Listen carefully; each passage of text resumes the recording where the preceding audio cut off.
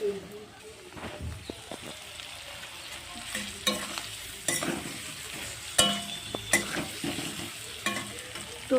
Hi friends, তোমরা সবাই কেমন আছো? আশা করি তোমরা ভালো আছো, আমিও ভালো আছি।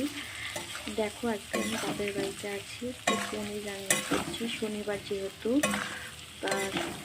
পনির রান্নার জন্য পনিরটুকু ভেজে নিয়েছি আগে, তারপর আলু সেদ্ধ করে দিয়ে ভাজছি। এবার মশলাটুকু দেবো। মশলাটা অ্যাড করা হয়ে গেছে, মশলাটা আমি ভাজছি। ভেজে নিয়ে একটু উষ্ণ ভালো করে একটু ভেজে নিয়ে